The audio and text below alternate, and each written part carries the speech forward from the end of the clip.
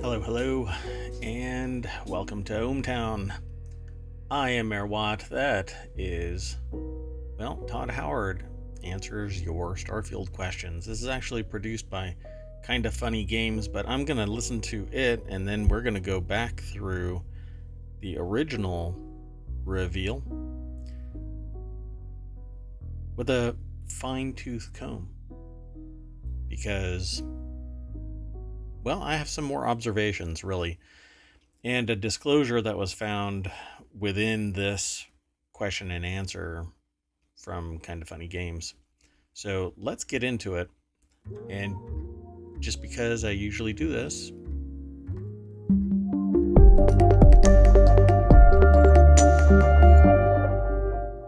so let me turn down my music and we'll get into this Q&A. I hope you dig it. We're going to go through everything with a fine-tooth comb like I had hoped that I had done it sufficiently in the first Starfield video that I put together. Since I do everything live and I don't edit anything, I'm hoping that I'm as transparent as can be, but more information has come forward and some people are talking about it. But I want to talk to you. So let's go. And I hope you don't mind if I pause. If there's ads or whatever else from Kinda Funny, then we'll watch them because they're the ones that produce this, and they get credit where credit is due.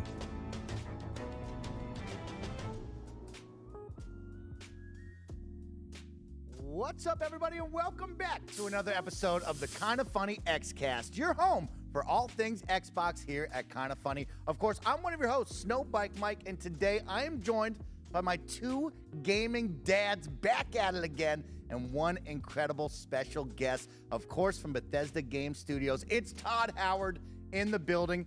Todd, I'll start with you because you're our guest. How are you today? Well, I'm fantastic. Thanks for having me. Horrible, Mike. Met you guys each before, and just to let you know, I am actually such a huge fan of what you guys do. I watch it all the time and love the conversations you have, and couldn't be more excited actually to be here with you all today. Thanks, Todd. And, it was really special to get to meet you over the summer. And I'm sure everybody here has their own very special story. But it's awesome to make a memory here on the Kinda Funny Xcast with you. It reminds me of Christmas Vacation, National Lampoon's Christmas Vacation, where Margot and Todd are sitting there looking at their stereo. And Margot's like, "Why is the floor all wet?" Todd, and Todd goes, "I don't know, Margot." I don't know why that just caught me off guard, but there you go. I don't know, Margot. So thank you for your time and hanging out with us. Todd. Of course, guys, my gaming dads, I want to kick it off with you two and Todd because we just celebrated Father's Day. And I want to give a big shout out to my gaming dads out there because, of course, all those gaming dads around the globe, you're incredible. We want to celebrate you this week. And I want to start off with you two, and then Todd, what is one of your favorite gaming dad moments that you've gotten to share with your kids? Because I'm sure you've had some memorable ones. Gary, I'll start with you.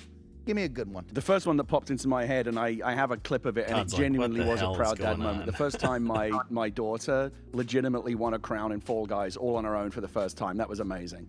That was incredible to see. And she had come so close a couple of times, like last second tail grab in Royal Fumble. And I was devastated for her. When she finally got one, I made sure that I clipped it.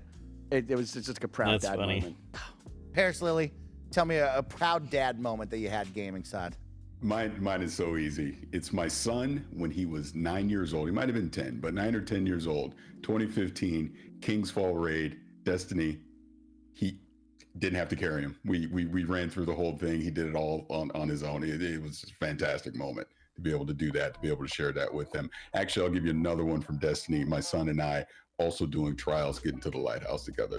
That's something I'll never forget. This is like the new version of like when you take the training wheels off the kid's bike and they can do it by themselves. It's the new video game age of that. That's a special one. Yeah, that's actually pretty interesting. That the new interaction with your kid is gaming and taking the training wheels off is no longer carrying them. Although, I don't know, in some games, kids are just crushing it, and my spirit with it. Let me check something here. I don't know what's going on. I'm really quiet for some reason. Let me see. 1 second, sorry. Because I shouldn't be. But okay, anyway, I'll just speak up. Let's keep going. Yeah. Of course, Todd, you're a dad out there. Do you have some proud Todd. gaming dad moments? I mean, you got to have a special one where you like point at the TV and go, I made that with my team, right? Like, is there moments like that?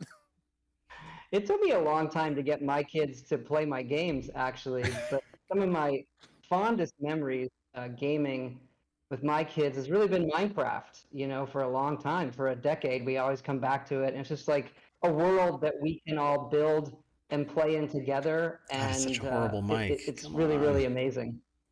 That's pretty rad. I love that shared world of Minecraft where you can always go back, leave it for a couple of months, come back whenever you want to, and just keep. My playing kid was it. obsessed with Minecraft for a while because every kid goes through that phase, right? Every kid's into Minecraft at one point or another. It's I not a never really phase, was. So I never Dad. connected with her over It's Minecraft not a proper. But we phase. talked a lot on the show before about what a great way to bring families together. Something like Minecraft Dungeons is, right? Because like she was into it because she liked the world, but also it's basically Diablo, right? So that was another proud dad moment for me. The first time we got back from a quest and she's back in town, like, this +5 on these new trousers that I just got, and I'm like, this is video games. Like, you're learning. This is the language of video games, and seeing her do that for the first time, like comparing different pieces of gear and what she wanted to put in each armor slot. I was like, she's a gamer now. It was just brilliant. I loved it.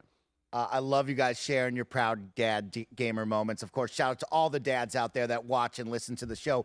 Thank you for your support. And to everybody else out there, I can't wait to share a great interview with you because we get to sit down with Todd Howard himself, talk all things Starfield, coming hot off of that Starfield Direct, and so much more about his incredible career in gaming. But before that, I got to remind you that this is the Kind of Funny Xcast. We post each and every Thursday at 6 a.m. West Coast, Best Coast time on youtube.com/kindoffunnygames, roosterteeth.com, and of course on podcast services around the globe. Don't forget, you can now support the Kind of Funny team in a brand new way. If you're buying games off the Epic Games Store, if you're buying a new look in Fortnite, Rocket League, or Fall Guys, please use our Epic creator code Kind of Funny at checkout to help support the team.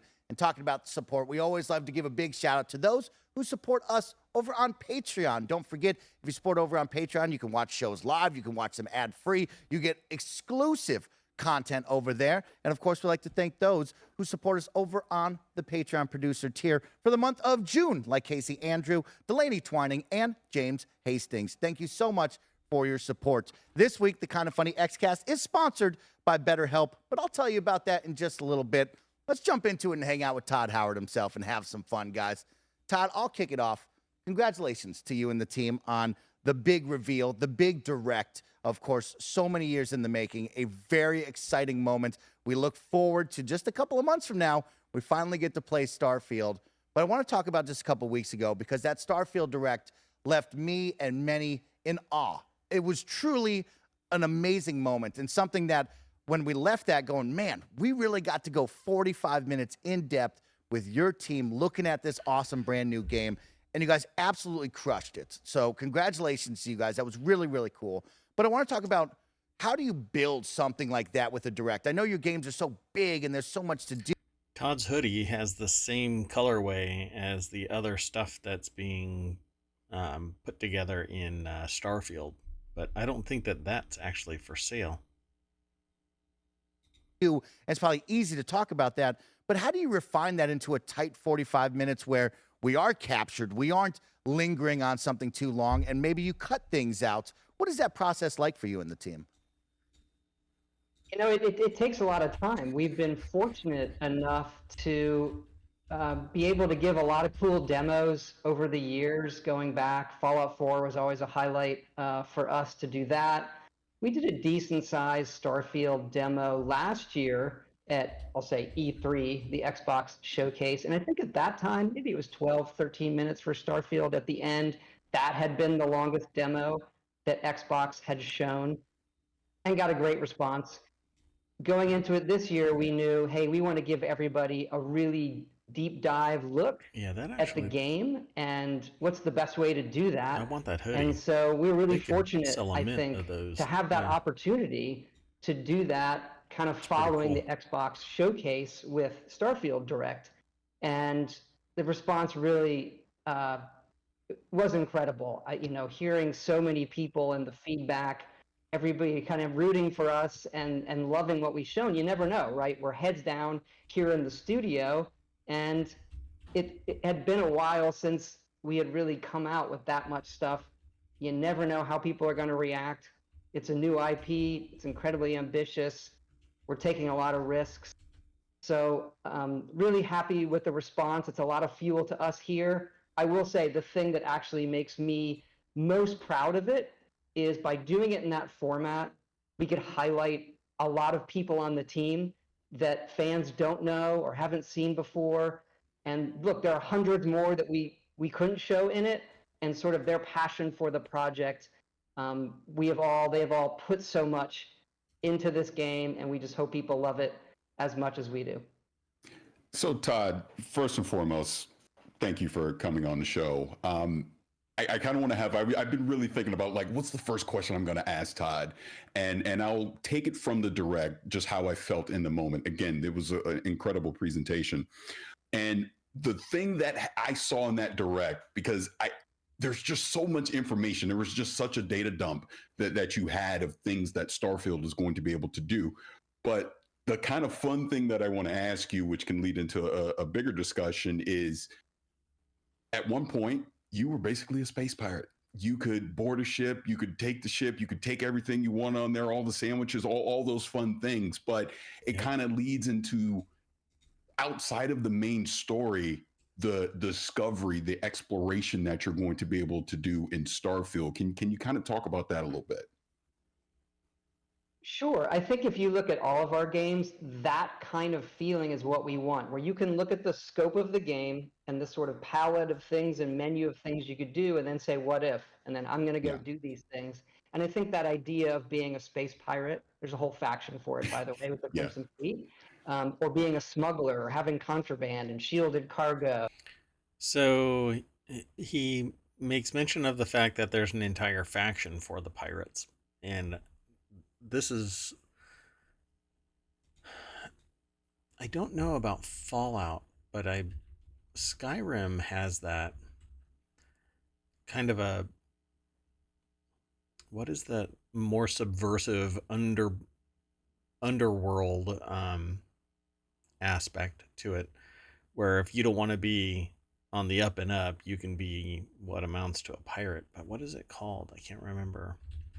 Let me check real quick. Like the Dark Brotherhood or Stormcloaks. I don't know. There's a bunch of different factions, but there's I guess quite a few. But yeah, I love the idea that if you don't want to follow the storyline rigidly, then you have the option to go off in an open world type of environment. But there is some sour grapes later on in this. Or taking over things. Those are all things that we think about as well, and we want to find the best ways to enable that while it not feeling separate, while it fitting in part of the game itself. You see that in the video, I think, when you arrive at Jemison, where they actually do a contraband scan that you pass in that case. So a lot of really cool systems, and we do so many of them. I think we really work on is how do all those systems come together and collide and create some really, really cool moments where the players, yourselves, have that agency to go really do what you want to do in the game. Yeah, there's going to be a lot to do in this game, and I'm looking forward to that, Todd. Really exciting stuff. You talk about all of the different systems at play and how big this is and the player freedom. I do want to jump in right away because we got over 1,000 community questions written in. They were very excited that you're going to be on this show, and people Todd's really wanted to talk busy with you about some of this stuff. Of course, a big one that Xbox has been pushing on the XCast side of things is accessibility. And of course, you and your team have been doing this for many of years. You've worked on these settings. Xbox, it's a big drive for them right now, is the accessibility program and making sure everyone can play around the globe. You talk about players first. What is it like creating a game that's so big and has so many systems, and also mixing in accessibility settings? Is there something that stands out to you this time around? Well, first, I think Xbox has done an incredible job there with everything they've done with accessibility and their controller in particular. You asked one thing that we're really leaning in on with this game is having a large font mode, which really is important in an RPG where there's a lot of stuff to read. So it comes into play with obviously for accessibility, but also various monitor sizes. I'm noticing that's really helpful when I play. There's a lot more handheld devices coming out where you can stream these games or sometimes even play them natively, and it really helps us there as well. So that's one in particular that we're leaning in on.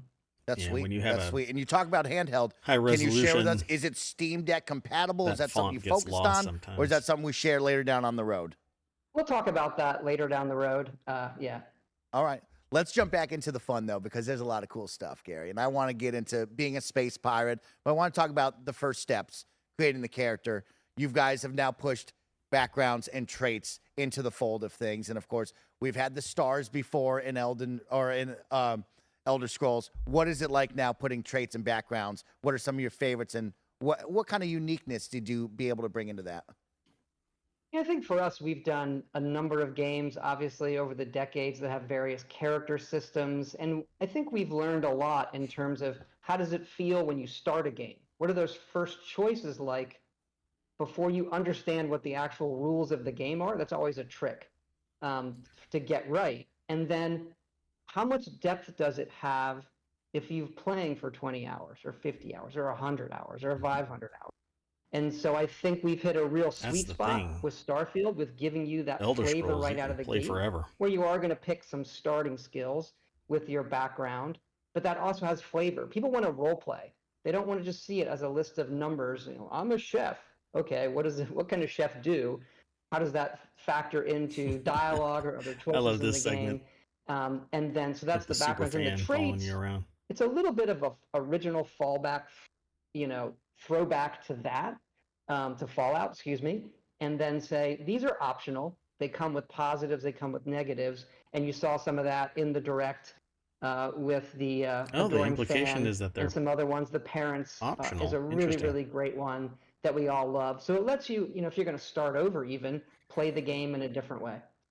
Can I follow up on that really quick? Just staying along those lines of the skill tree, there's also the ranking system in there as well. Can you kind of elaborate on that a little bit too? Yeah, sure. Those, and what we've given ourselves there is a lot of flexibility to the player. First, we have the visual, right? I actually love these patches, badges that can go on a spacesuit and how they unlock. And then they're tiered. So as opposed to being a strict kind of tree you have to go down, you can say, I want to focus in technology, and then the different tiers of skills will open up, and it gives you... I can imagine people are going to be producing these as real patches. I don't know what Bethesda will do, but I can imagine that people are going to be printing these things out, because it's fairly simple nowadays to get embroidered patches custom made, and then they could actually put them on their clothing if they want, and if they're going to cosplay their own character from Starfield in the future, or, whatever it is, they're going to have some fun producing these things, because people love those little elements. They like having a little remembrance of their time playing a game. So stickers and patches and stuff like that definitely are going to be coming. Flexibility within that. There's 5 of them. You saw that in the direct. And we are finding here, what you always want is when people are talking about the... Oh, let me back up a second, because he said 5. And we are finding here, what you always want is 5 of them. You saw that. Skills will open up, and it gives you flexibility within that. There's 5 of them. You saw that in the direct. And we are finding here, what you always want is when people are talking about the game, that they're saying, did you know you can do this? Or they're comparing characters. And those character builds. Is he referring to the 5 ranks? 5 of them, years of skill. You can say, I want to focus in technology, and then the different tiers of skills will open up, and it gives you flexibility within that. There's 5 of them. You saw that in the direct. And we are finding here. See, now he says that there's 5 of them. There's only 4 ranks that are displayed here. Is there a rank 0 where you don't have anything, yet you can still do something within the security? Or is that not actually counted as anything? I mean, if it's counted as something, that's kind of weird, because anybody can do anything. They will never succeed unless there's, kind of like a roll 20 on a 20-sided die is a critical success, and so you're gonna break into whatever it is, but there's only 4 ranks that are actually shown, not 5. But that's something that I mentioned in my very first take on the original video that was produced, the Starfield Direct gameplay deep dive. I said that there was 5, but then I was corrected by somebody where they said that there's only 4 ranks, but Todd Howard just said 5, so I'm not sure what the end actually is. Maybe there is a 5th rank, or it's 0, and everybody has a 0 rank to begin with in every field, every area.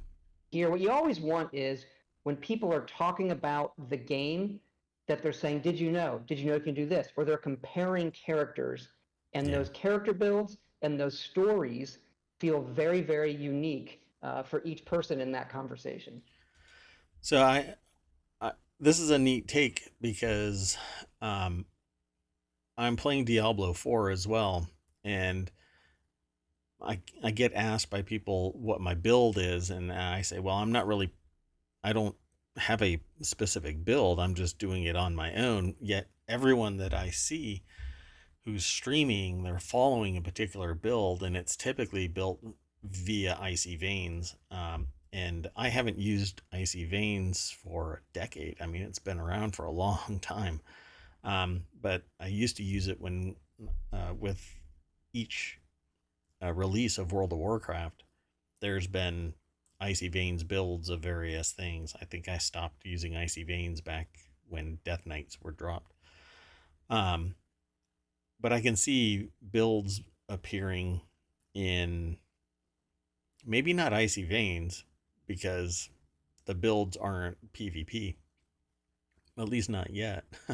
I would love to have Starfield multiplayer, or at least limited co-op.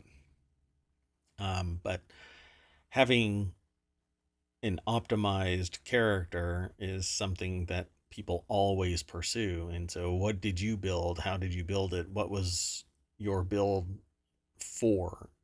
Now you're going to have these different skills and a plurality of them. So it's going to be a lot of fun to figure out what character you really like to play, because each one is going to be a little bit different. Like Project Zomboid, when you build a character there, it has pluses and minuses. Not every character is going to survive different environments. I guess I should get Jez Corden's stupid question out of the way. I said I would ask it. So Todd, just so you understand the background here, when we tweeted out that you were going to be on the show, Jez Corden, our friend from Windows Central, responded and said, "Oh, will you ask Todd this particular question?" And Paris just flat out just said, "I'm not asking him that." So then he DMs me. I don't know, he thinks I'm an easier mark or whatever. It wasn't his first choice, but maybe an easier mark. It's actually not that stupid a question, because it's a big open world game. Todd, is there any form of space fishing? Is there any kind of fishing activity that you can do? Because in open world games, that is quite common. And in fact, it's maybe not that stupid a question, because if you know anything about exoplanetary, the search for life, scientists will tell you that the best chance of finding life in the near future is little alien fishies and squids on under the ice of Europa. And in fact, recently we just discovered that one of the key chemical building blocks to construct organic life might be present on one of the moons of Saturn. So I put it to you, Todd, fishing or no fishing? Well, it depends on your definition of fishing. So is it collecting fish, killing fish, or is it specific to having Is there some kind of rod that I can put into a lake and pull out an alien fish and then sell it or cook it or something? That is one thing we do not have. Okay. Expansion, though. I knew that was coming. Never know. That's one of the sour grapes. I told you, Jez, this is on you. So I I know that there are going to be modders out there that are going to be working feverishly to deploy a massive array of fish to be procedurally generated onto all of these planets. Again, there's 1,000 planets out there, but again, I'm not trying to temper my response, my reaction to this with the sour grapes, but I know that there's a little bit more sour grapes coming. Wish what I really love though is if they would actually deploy something like fishing. The other one of the other elements that we're going to hear about later on, I'll stop it and we can talk about it if you want. But it's coming later on. My observation of this is you are perpetually inside an environmental suit. I don't think that you're ever running around, um, just stone cold casual wear at any time unless you're sitting inside um, some headquarters somewhere. Even on your ship, I think that you're sitting in your environment suit. You just might take off your helmet, but always have it in reach because you don't know when somebody's going to try and space you. But fishing would be great. Everybody loves it. I don't know why it would be left out, but it's been left out before and then augmented in later on. Um, I guess the lesson hasn't been learned, but a couple of streamers have said, I'm not even going to nominate this game because um, it doesn't have fishing and it doesn't have this other thing later on. So stick around. We'll keep listening. The interview's gone bad now, and it's down to him. I like Well, that. let me Look, try I'm and salvage excited to this. say no to things. Yeah, it's hard to If say I'm no. smart, I'm really here to lower expectations on the Yeah, game. yeah, and me also. He's trying to pull it all in, is right. They're a little high. They're a little.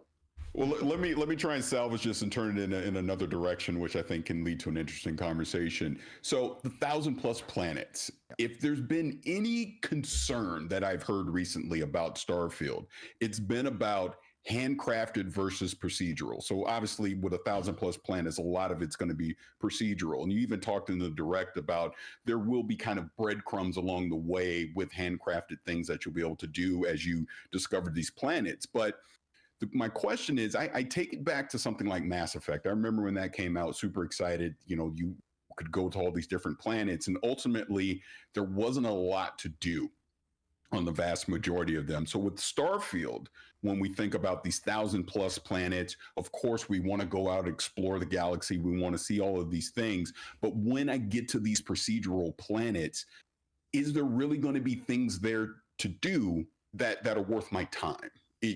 Other than maybe there's a resource here, there. Is it all just handcrafted, or will there be procedural things that we could discover on these planets as well? I think that's, the million-dollar question as it comes to a game like this. It's a great question, one that we honestly struggled with early in the project. We wanted to do the planets because we like to give you that choice. Where do you want to go? You feel like you would want that choice in a game like this. And so first it was technically, could we pull it off? And, we did technically be able to, draw these planets, make them feel believable on the screen. Now, obviously, it's procedural. Okay, so there's no way we're going to go and handcraft an entire planet. What we do is we handcraft individual locations, and some of those are placed specifically, obviously the main cities and other quest locations. And then we have a suite of them that are generated or placed when you land, depending on that planet. Now, I'll also say for us. Okay, so cool. It is how I thought that they were going to do it, which is um, the core structure of the universe, the omniverse that will be Starfield, has 1,000 planets. That's the upper limit of it. And it doesn't generate apparently until you approach that planet to go to land. And so certain things will appear there.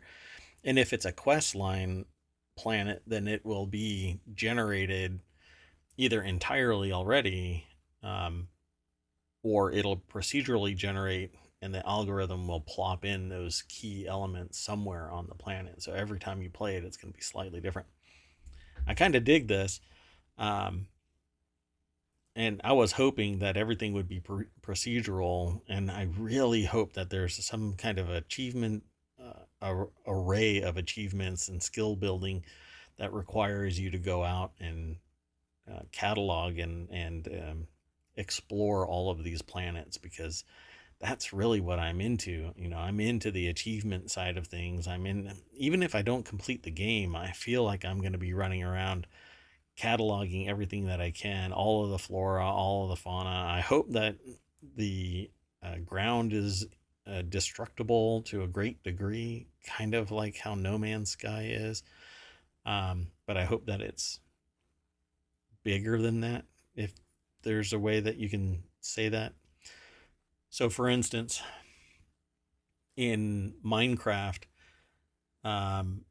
they've increased the scale of the upper limit and the floor of Minecraft over time. But with expansions, mods and stuff, caverns have been created, just massive underworlds basically have been created. And then you can do alternate universes within even Minecraft. But the dimensionality, the verticality of it is huge now, whereas it used to be kind of small and compact, and you had to dig your own whatever, and caves were really small, and there might be a mine or something like that. I want that destructibility in a more realistic environment, and Starfield is really heading right towards that. That's what I want. So I don't know about the destructibility just yet. I know that there was some stuff being shown, but we'll talk about that when we get to that as well. But this procedural part of things, if there isn't anything there, it's really going to weigh on, well, the game and the game's culture, because I can see, like other games from Bethesda, there's a massive culture that can shift over to what amounts to space Skyrim. We view it as giving you, when you look at a system, here's the menu of things you could do. And like science, and we're pushing it, about 10% of those planets have life on them. Again, we're pushing it to the edge of what do people think, what planets are in that Goldilocks zone versus planets that have resources. Right. I think it is a moment when you land on some of these barren planets. And again, we will generate certain things for you to find on them. But if you look at a planet, you see the resources, it has things you want. I love the Buzz Aldrin quote, the magnificent desolation. I think there's a certain beauty to landing on those and feeling I'm one of the only people or the only person to ever visit this planet. That's true, but that's that's in our universe. I understand what Todd is saying, but that's not how we should feel in this type of environment. Going to a planet for the first time, maybe we'll be the first humanoid, but there really should be life, not just flora and fauna, but and not necessarily like true humanoid life or something like that all the time, but there should be some type of life. It shouldn't just be desolate. It shouldn't be barren unless it's decidedly that for the story, for the plot, by intent. But there's 1,000 planets that you're supposed to be able to go and see. That's a multitude of systems. And my understanding is that Earth is one of these systems. And we actually see the St. Louis Arch, and the rest of the solar system in the Starfield Direct presentation. But we'll get to that too. Difficult design thing. If you add too many things, if it's generating too many abandoned bases or towers or things to find, it starts feeling too gamey in some of those locations. So I think we've dialed that in pretty well. That's great. Depending on the planet that you're on. And so we hope everybody enjoys it for what it is, but it is an exploration different than we've had, where you're landing, you're exploring around that landing spot, and then you're probably going somewhere else. This episode is brought to you by BetterHelp. It's so easy to get caught up in what everyone else needs from you and never take a moment to think about what you need from yourself. I know this from experience, how often it just seems easier to care about others and to keep it moving. But when we spend all of our time giving, it can leave us feeling stretched thin and burnt out. Therapy can give you the tools to find more balance in your life so you can keep supporting others without leaving yourself behind. Some of my very best friends use BetterHelp and love how helpful it can be for learning positive coping skills and how to set boundaries. It empowers you to be the best version of yourself.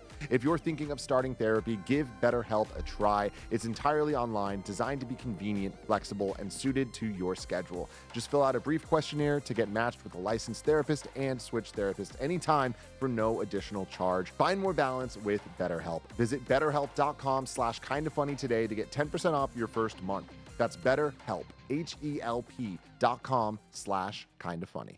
So if I can follow up on that, and I don't mean to dominate the conversation, but I think it's relevant here when we're talking about planets is, again, I've probably watched this direct like 1,000 times at this point. So one thing that I did notice was some planet biome diversity. You seem to highlight one planet where we did see different biomes on that particular planet. Now, I'm not expecting that on every planet, but this is something that you're conscious of, that you're doing in the game.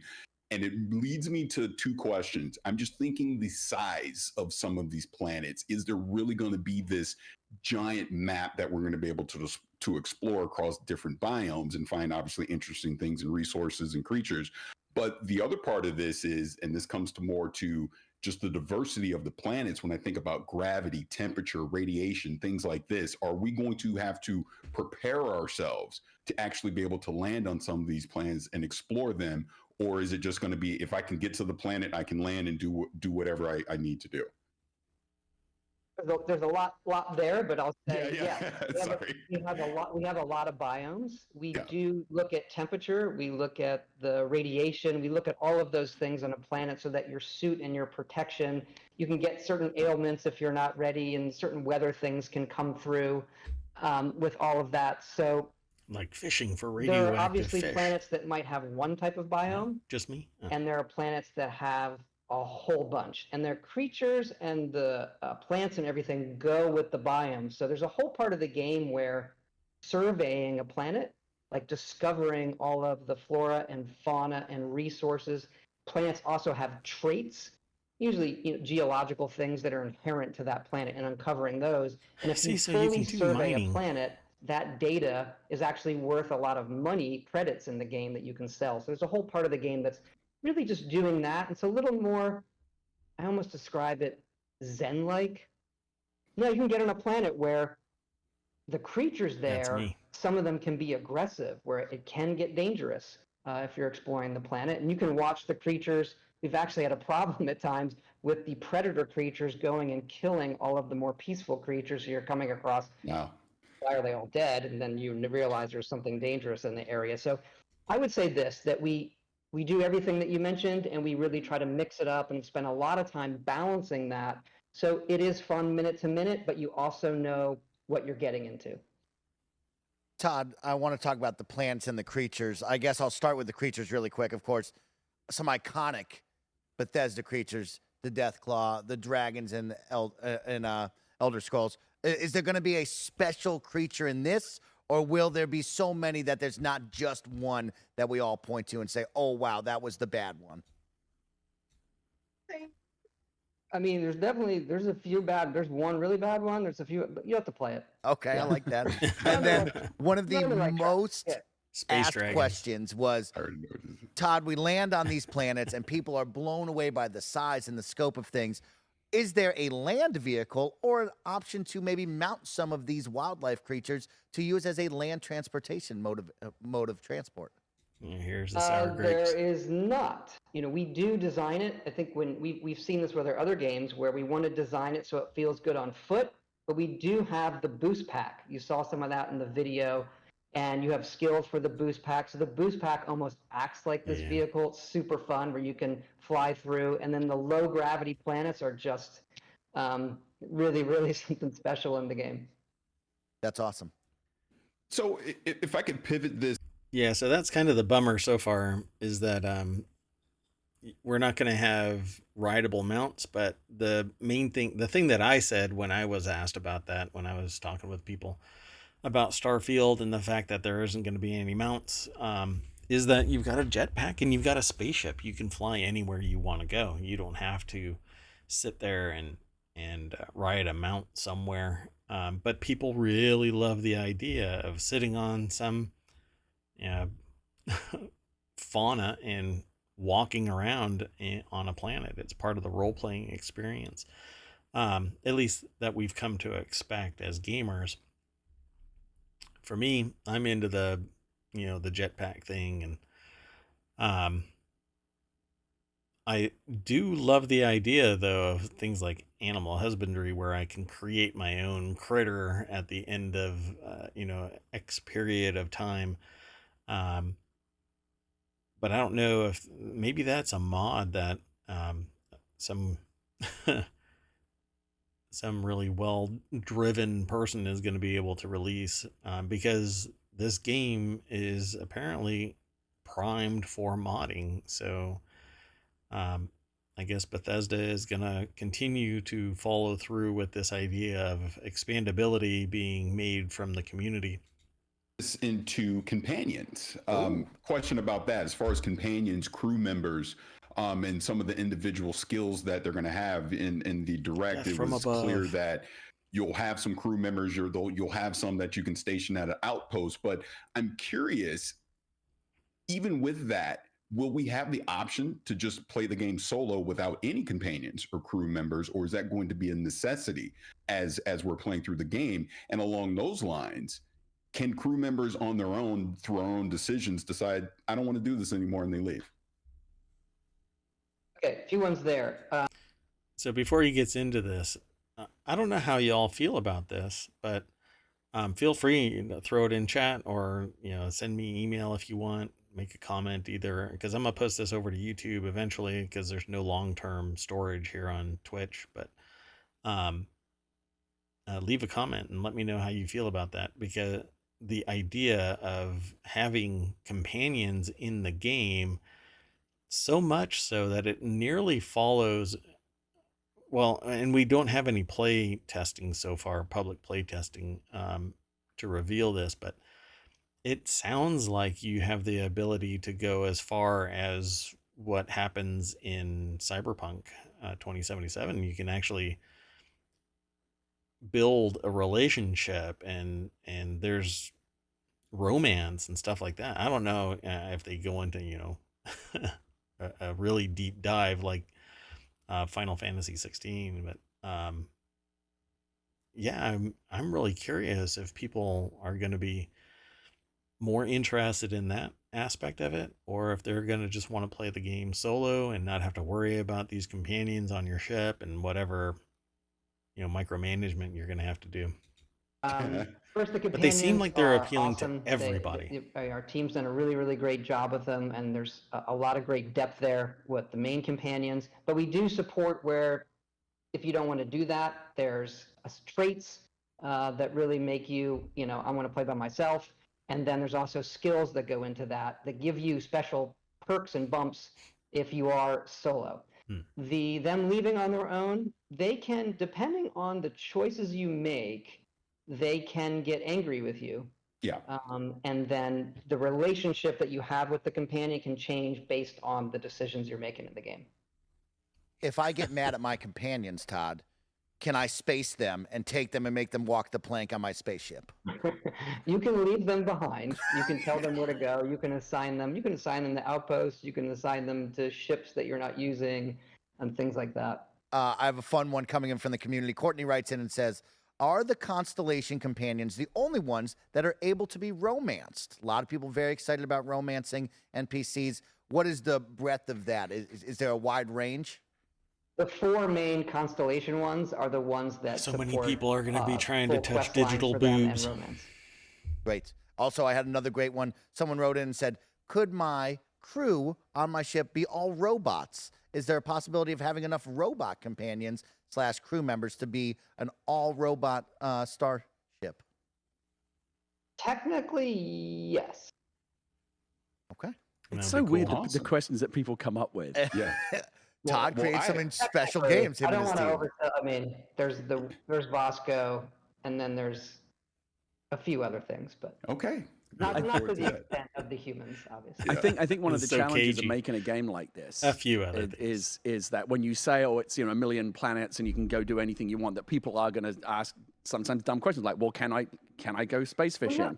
And you realize that for every one thing that you can do in a game like this, there's still going to be 100 other things that you cannot do because we're not there yet. But Well, look, that's what we do in the studio, right? When you're doing a game like this, or the games that we have done, we ask all the same questions. right. And it's how do we say yes as much as possible? So they're not like, should you fish? It took us a while. We finally added it to Skyrim, right? So So there's all hope. those- There is hope for space fishing down the road. What's great about these kind of games, role-playing games in general, that they're not defined by a certain feature set. Right. Todd, I want to talk about the music because I know music is very important to you and the team, and it's something you kind of base a lot of things off of. And we've seen music really get a lot of shine in the gaming industry over the past couple of years, which is all due and that deserved, right? I want to talk about how you build music into an open world game like yourself, right? Where maybe me and Gary never hit the same point, or how do you make sure the music hits at that right perfect moment if I'm 30 steps the wrong direction, or maybe I never hear that kind of music? What is that like creating music around such a big, freedom-driven open world game?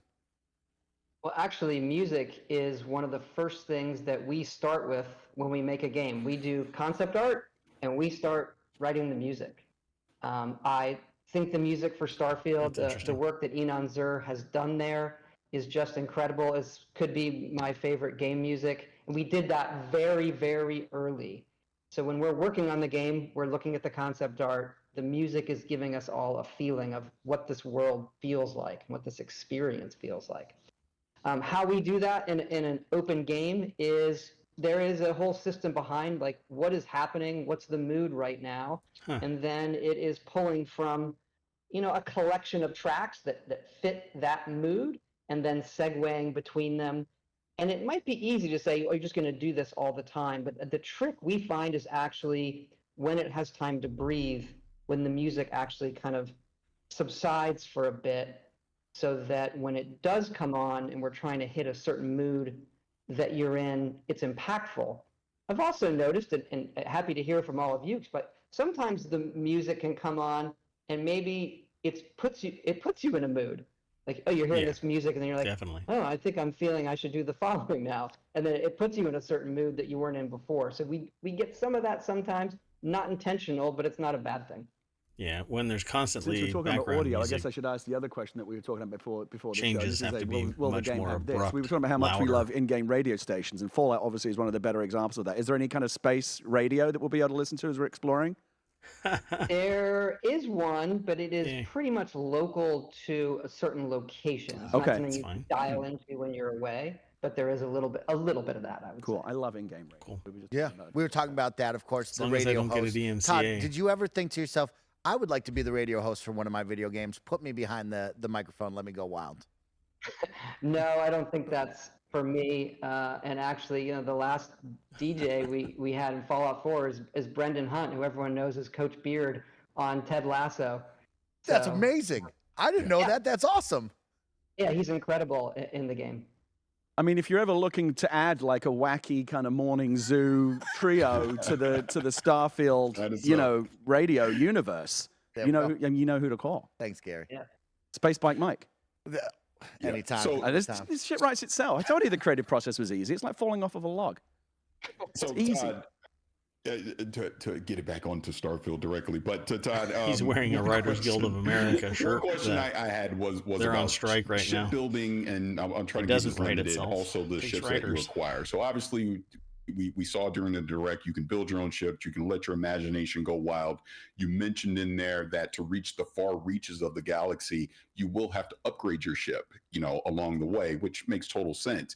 But me wanting to live out my space pirate fantasy in the game, if I'm acquiring certain ships, whether I purchase them or I quote unquote steal one, are those ships locked in at whatever quote unquote stats that they have at that time, or are they upgradable in ways as well? They're all upgradable. They go through the same. We built those ships with the builder that you all saw in the direct. When you steal one, we do make you register it. If you want to modify it or use it in those ways, you have to spend credits to go register it. And that's for us to keep it from the economy kind of spiraling Spinning out of control. in those ways. You can fly it around, but if you want to mess with it, you register it, and then you go through that whole loop of upgrading it. I will say that that's a very deep system, and one that we expect for late game. It's not like you start the game and then you're going to get right into shipbuilding. It costs a lot of credits. It is, in a good way, a very complicated system, and one that it was more of a longer term thing in the game. You can easily upgrade your ship, like just go in and say, I want to improve these weapons. I want to improve the grav drive or the shields. That's very, very easy to do. But where you go in that mode and you break it apart and you're building, that is a whole mode onto itself that is more of a long-term play kind of thing. That actually leads me into, this is more of a fun question, but we saw this in the direct as well. And if you don't want to answer it, I completely understand. But if I'm going to New Atlantis and they scan my ship and I do have contraband, what happens? You'll have to wait and see. All right. Looking forward to that. I feel like that modular shipbuilding stuff is really cool. I can see people getting totally lost in that.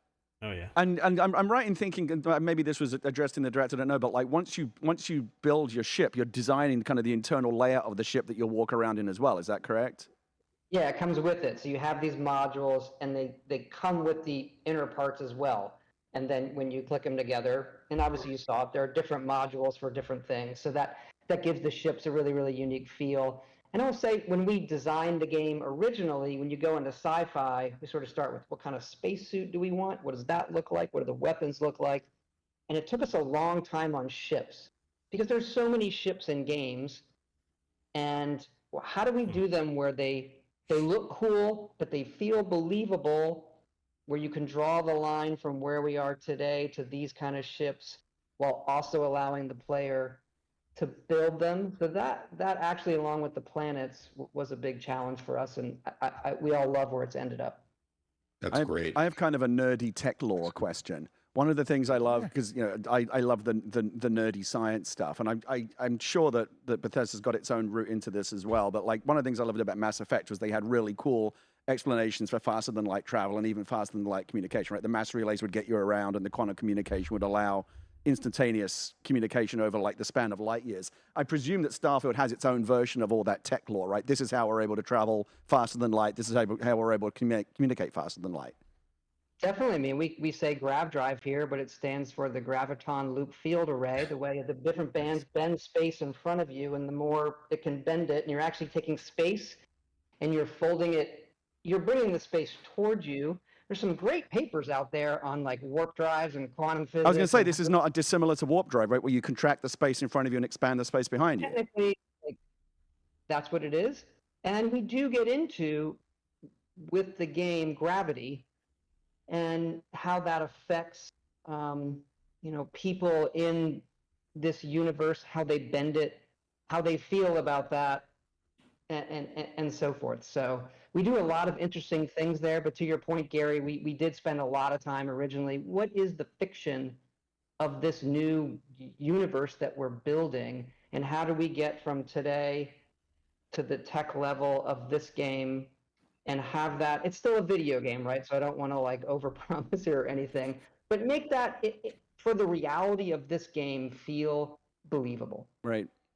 Todd, I want to stay on tech with you really quick, because I know you're a big tech guy, and of course we see the Xbox Series X and of course PCs continuing to push the level of tech for game developers like yourself and the team. What are some of the benefits you've seen with the Creation Engine 2, maybe Dolby Atmos? Are there things that really stand out to you going, man, I love that we can utilize this, or I can't wait for the future to continue to push this?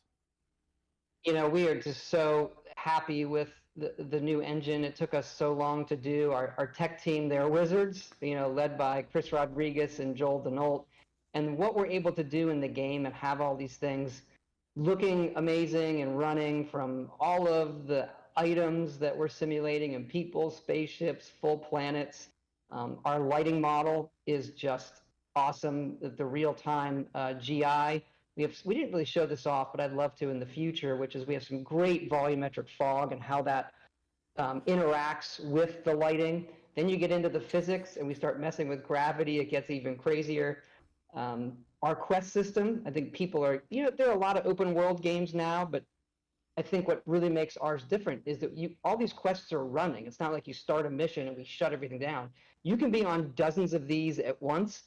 And that obviously it creates a lot of chaos sometimes in our games. We're aware of that, but it also creates these magic moments that we just love and our players love. And I think that's what's really, really special about it. Well, Todd, that actually leads me into one question that I know the community has been asking a lot since the Xbox Showcase. Fantastic interview you did with Ryan McCaffrey, and you did address why Starfield is 30 frames per second. Totally understand it, totally get it. Think Digital Foundry did a great job following that up. But my question to you is, was it ever under consideration to potentially do a performance mode that you would take away some of these features like you just talked about with the volumetric fog? We never looked at taking features away. Our focus is on delivering all of that. Obviously, we've seen all those comments. Digital Foundry, they do an incredible job. I don't think they know how everybody in the game industry watches every single one of their videos. They do a fantastic job. And ultimately, look, we boil it down to we wanted the consistency. Game is running great, but we don't want players to ever think about it. We have obviously seen other games that have performance modes, and we lean toward consistency overall, and we talk to our fans and hear that from everybody. So we're feeling really great. Game feels great in your hands. Plus, it and isn't I would say, PvP, like, developers know this, so but there it's are not like things you that need a can lot of do frames. to make that look and feel great. It needs Things to like be motion functional. blur, how It needs to fast be the game refreshes or frictionless. reacts to a controller input. All of those things matter to something feeling great. And I can honestly say this is the best feeling game that we've had. Awesome.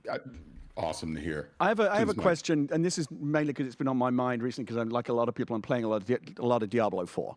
And I love Diablo 4, but it also reminds me a lot of what has become very kind of calcified and very familiar and gamey to me. We were just talking about this before the show. So Todd, I wanted to ask you like how you approach things like side quests and I don't know if you feel like it's necessary to try and break this cycle and get away from it, but for me, it's starting to feel very old, where I walk into a village in Diablo or any one of these kind of games, and here's my side quest. Space bandits stole my trousers, go kill 10 of these bandits, one of them will drop something, bring it back to me, and I'll give you a better hat. And I just feel like I've been doing this same shit for like 30 years, and I'll still do it because that, push the button, get a pellet, dopamine hit still works. But no, I wish we could find a different side quest or dynamic or a different way that didn't feel so like gamey as that. And I don't know if there's a question you've asked yourself what it is, man. over the course of developing so many games or in this game, Todd. Like, do you get what I'm talking about when I feel like a lot of these quests feel like generic video game quests? And how do you break out of that sameness?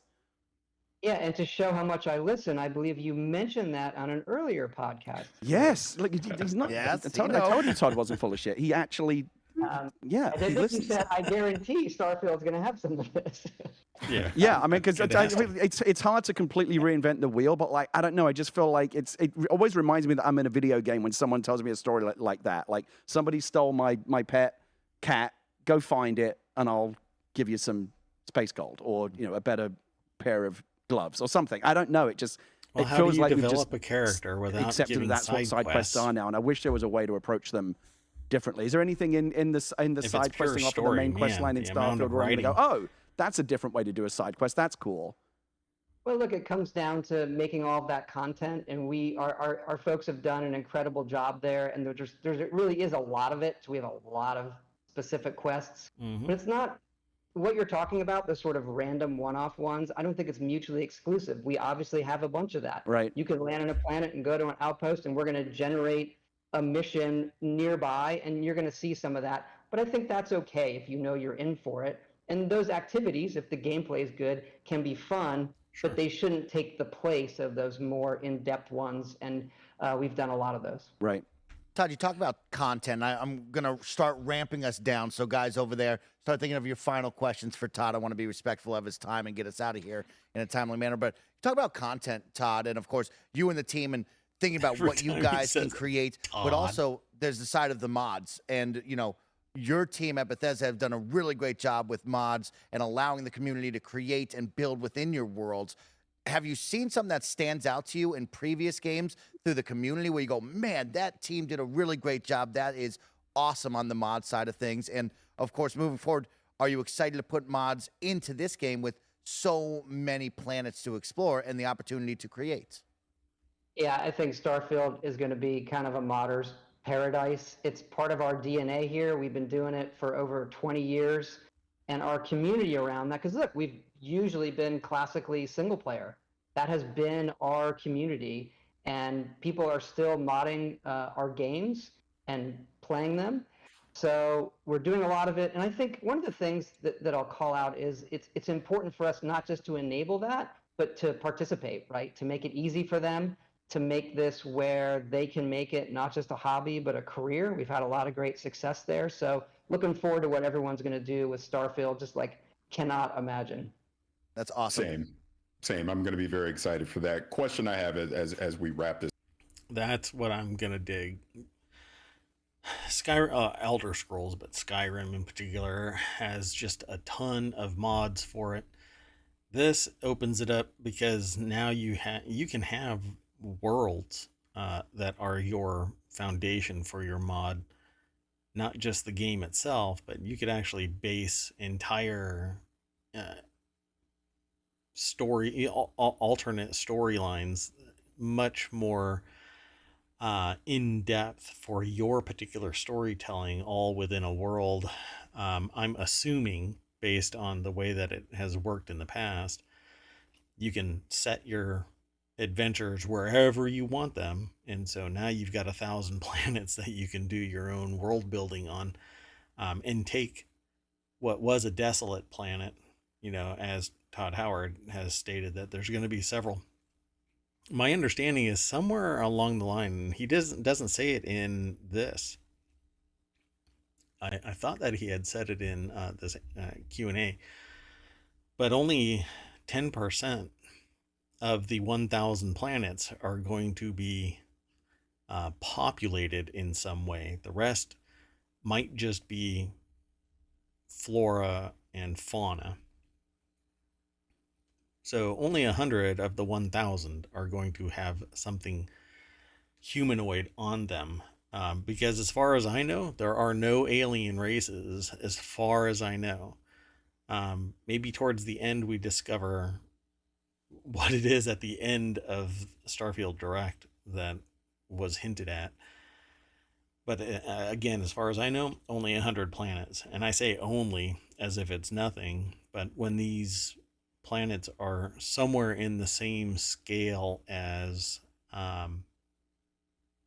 their other works, time-wise and stuff like that, supposedly the scale is somewhere around 120. So if all of these planets have that much room to play in, you can see that mod builders have I would love to have a mod where I can give other people access to a world and they can develop that world and it would influence the rest.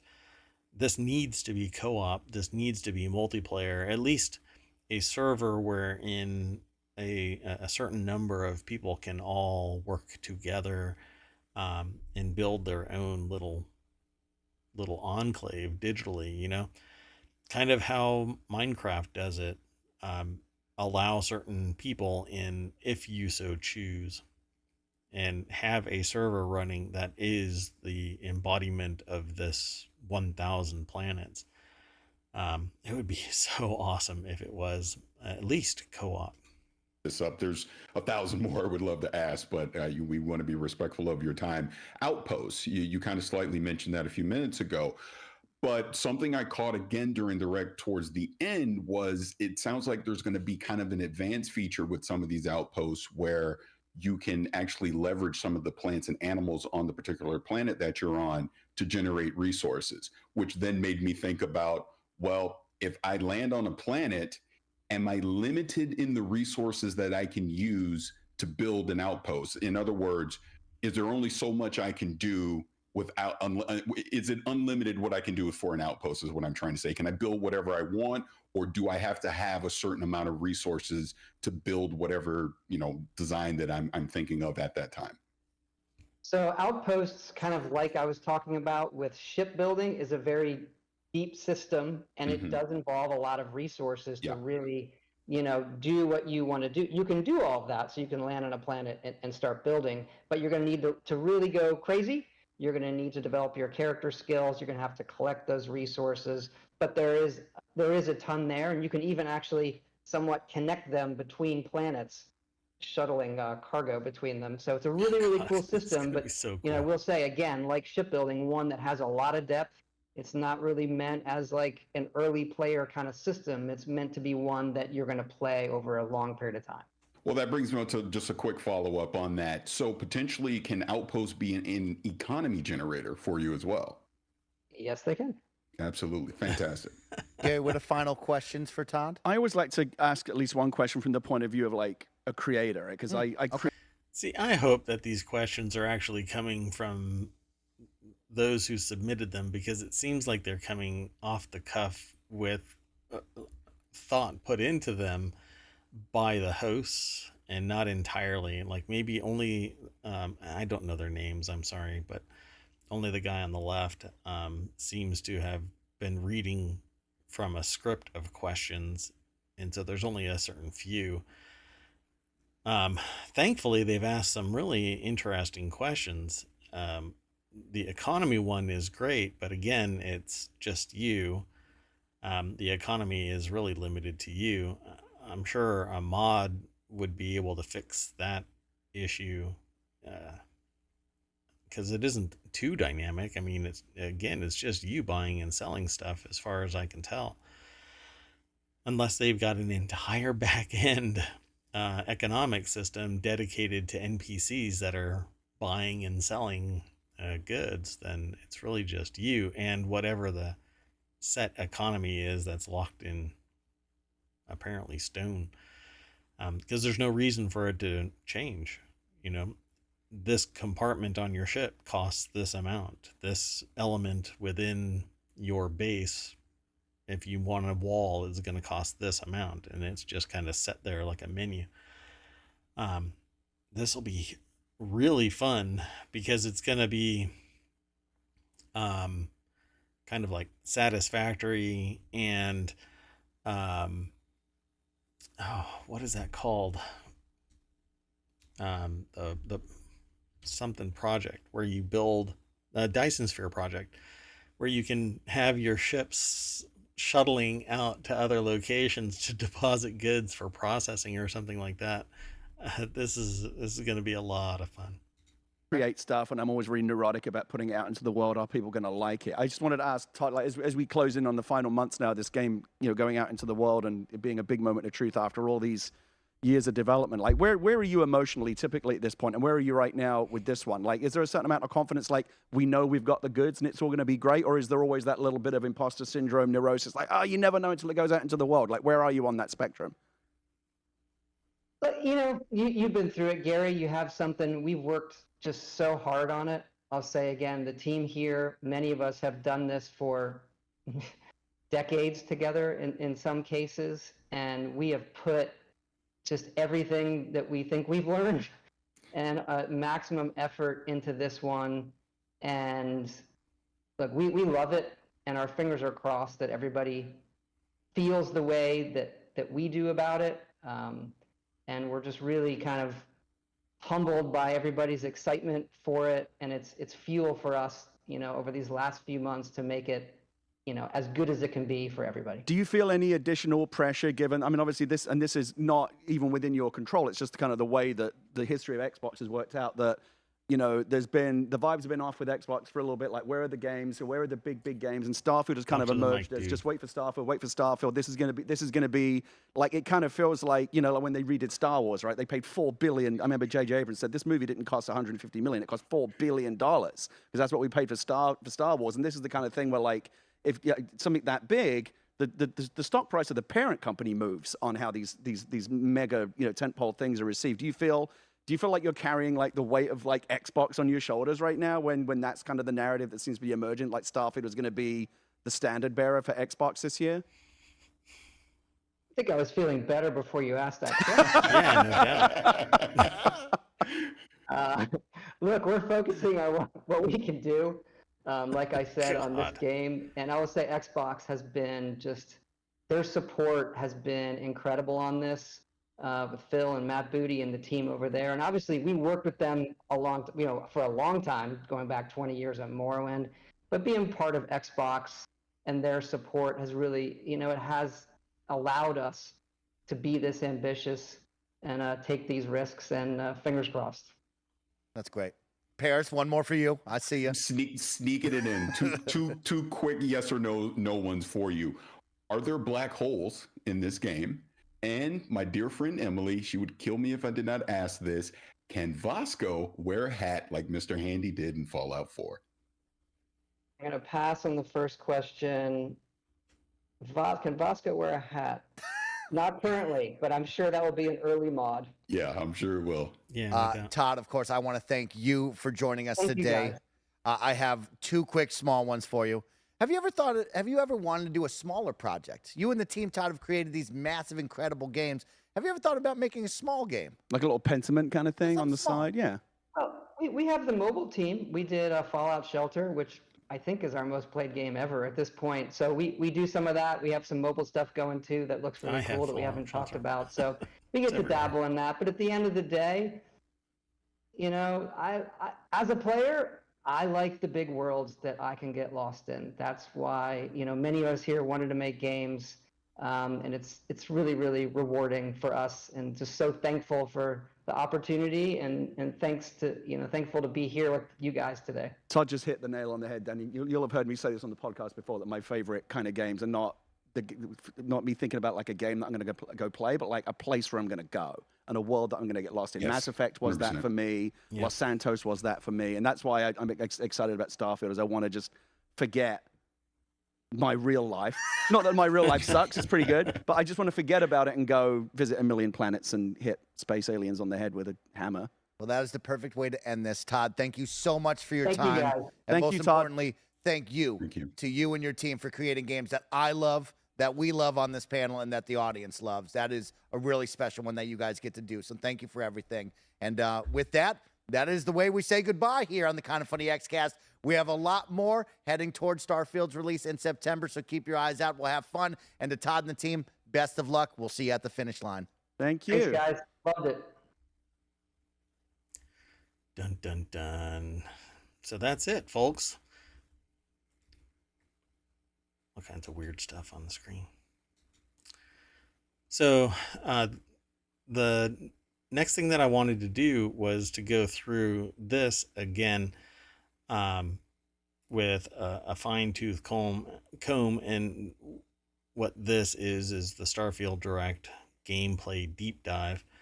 But what I'm going to end up doing is cutting it short for today, and we're just over an hour. I'm going to save this and do another deep dive because I want to ponder some things and consider a little bit more about the rumors and discussion that I have had and heard, and come back and be able to focus in on certain aspects of this deep dive, because when you start hearing things and seeing things, you come back and you look at it with renewed eyes, or from the perspective of somebody else's fresh eyes. You witness a little bit more. So we'll come back, and something that I really want to address is where Earth is and the solar system is. We have Sol, that is our sun. Our solar system is part of this, as far as I know, and I'm really curious how much of it is discussed in the deep dive, because I've heard people saying Well, that isn't the St. Louis Arch. That might be from another planet or something like that. And I want to go back through it live here on Twitch. And I'm probably going to do that tomorrow morning. And I've got another show that I'm going to be spinning up, and I'm going to see if I can get all of my ducks in a row and do it tomorrow. Tomorrow is actually a pretty special day for me. So I will have to do stuff in the early afternoon and then be incommunicado up until the 9 p.m. stream. But we do a regular stream here, 9 p.m. Eastern every day. That is ohmTown Daily. That's this website. The way that this works is we grab about 12 articles and go through hundreds of articles that get aggregated into ohmtown.com, and then we kind of select things that we find are interesting. And we talk about it for an hour, hour and a half, 2 hours, depending on engagement in the chat. And then it gets turned into a podcast and over to YouTube as a long-term storage over at YouTube and the community that's slowly building over there. Go and check it out. Become a citizen here at ohmtown.com. Follow me here and us, because there's an AI involved. And they want you to follow here too, over on Twitch. Subscribe to the podcast, leave reviews, likes, everything. Wherever you can, send an email to mayor@ohmtown.com. And if you want to be a host or co-host, get in touch with the mayor. That's me. And that is ohmtown.com. And I am done, at least with today's show, until 9 p.m. tonight, 9 p.m. Eastern. So I'll see you in a little bit.